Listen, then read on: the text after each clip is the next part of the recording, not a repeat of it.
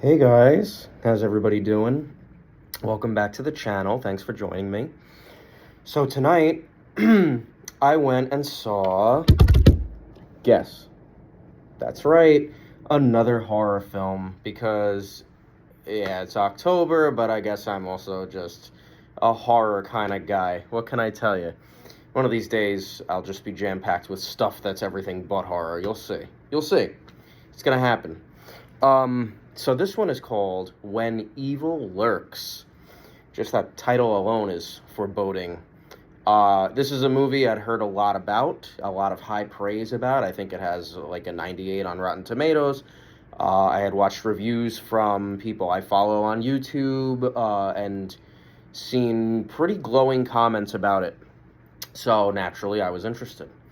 And this film comes to us from Argentina. It is directed by, I don't want to mess his name up, Demian Rugna, I think. Somebody correct me. I'm sure it's wrong. Why wouldn't it be? This is his, I could be wrong again, but I think it's his sophomore effort. A couple years ago, he made a movie called Terrified, which I actually just watched again earlier today, today being the second time I saw it. Not because Terrified has anything to do with this film, but just because I sort of wanted to reacquaint myself with his style and have an idea, I guess, of what to expect. So I went and saw it, and the first thing I'll say about this movie is it is fucking gorgeous. Like, it is beautifully shot, really beautifully shot. The cinematography, the lighting, the camera work is just, it's a reminder of what you can do on presumably a shoestring budget, because I'm not sure how much money was spent on this film, but when you're an artist and you're incorporating beautiful landscapes into your work, it can make the horror come about even in the most wide open spaces and things that look pleasant and idealistic on the surface. So let me explain more what I mean by that. To give you a very basic plot synopsis of the movie without going into any major details, the movie is set in the countryside of Argentina, where it's farmland, and it revolves around two brothers who uncover something that caters around the idea of possession, but it's not your standard or typical possession type of film. And the more they uncover, the more this particular element starts to spread, I guess, to familial ties of theirs and beyond, sort of like throughout the community. And in essence, it's really like, it has a lot to do, I feel like, with not trusting what you see and sort of them questioning their values, norms, and beliefs. Because it's it's a society that's built upon agriculture, traditions, farming, and it's basically all corrupted because of something that goes down. That's all I'll say. There's more to it than that. This is a very visually striking film for sure. It is one that is rather graphic. It's violent. The camera doesn't shy away from brutality. So just be aware of that. It is psychological as well, and it is character driven. But if you're somebody who is bothered by disturbing scenes, by gore, if horror is not your thing, you probably don't want to watch this movie. But if you are okay with that type of thing, definitely go see it. The performances in this film are very good. I don't recall if I'd seen any of the actors before, if they are in his previous work, Terrified. It's escaping my memory offhand. But all the performances are really solid, even from the children and younger actors. But the central characters in the film, the central protagonists, really kind of keep you on the edge of your seat and want you to know make you want to know what's going to happen next, but at the same time not, because as the events progress, things don't look too good for our characters. So, but going back to the way this movie is shot, just the tones of the colors, because it's about half. There's a good amount of this movie that's set during the daytime, and then I would say the latter half is nighttime scenes. But whether it's daytime, where it has that more pleasant, sort of like nothing can touch me, I'm out here in nature kind of feeling, or the nighttime, everything's so nicely lit. Everything, the hues of the colors, the saturation of the colors, is just, and the picture is clear as a bell. It has this high class feel to it while still feeling gritty and terrifying, and that's a rare thing that can be captured. It's like an art house gore fest. You know, it's really really cool. What else could I say about it? Yeah, it makes you ask these questions sort of about, I guess, how far you would go to sort of, yeah, solve a mystery, protect your kids, uncover the twists and the turns, you know. And it's not your it's just not your typical horror movie, and I think it's really good.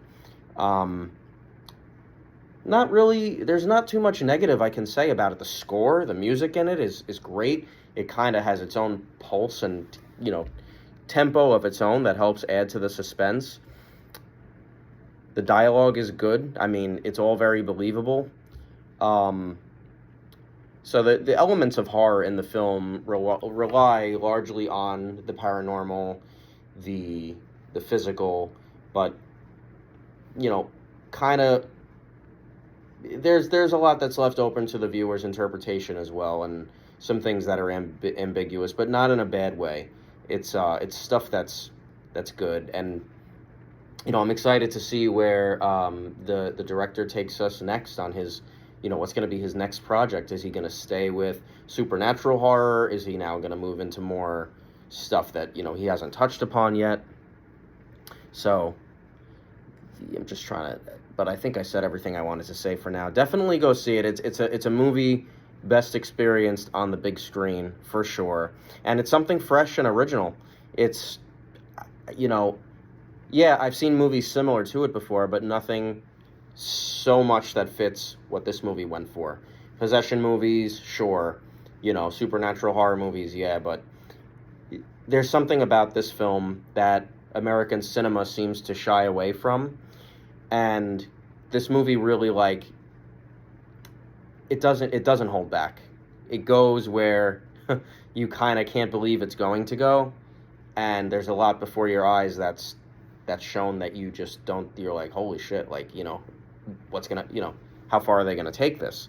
So, you know, it's not for the faint of heart, to be cliche. So if you're into something that's different this Halloween season, go check out When Evil Lurks. By the time I upload this review, it'll be Friday the 13th, probably, here in New York, because it's about 10:30 now.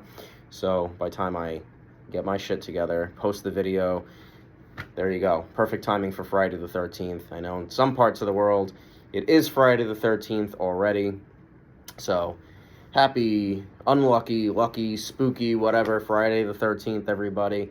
I can't think of anything cooler than a Friday the 13th in October. So, there you go. And thank you so much to the now 39 people that have subscribed to my channel. To me, that's a big number.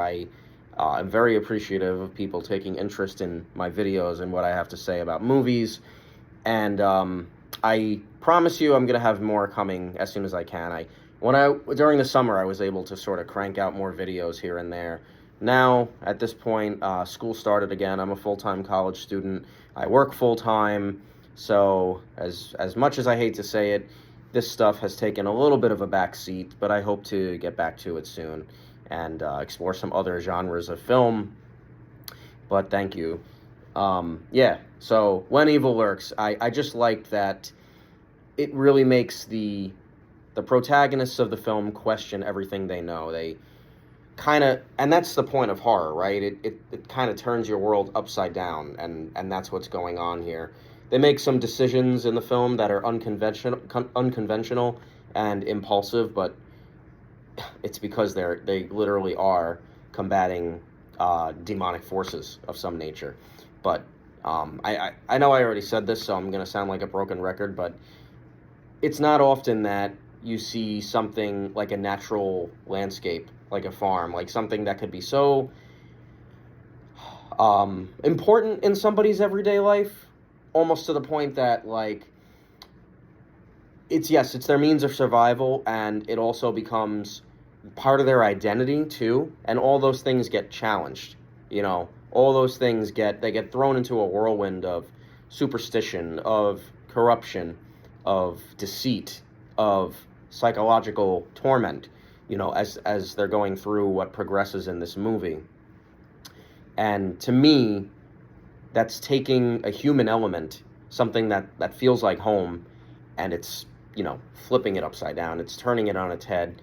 It's creating a sense of discomfort, of making you kind of like uncomfortable in your own skin, questioning who you are and what you would do. So it's done very effectively here.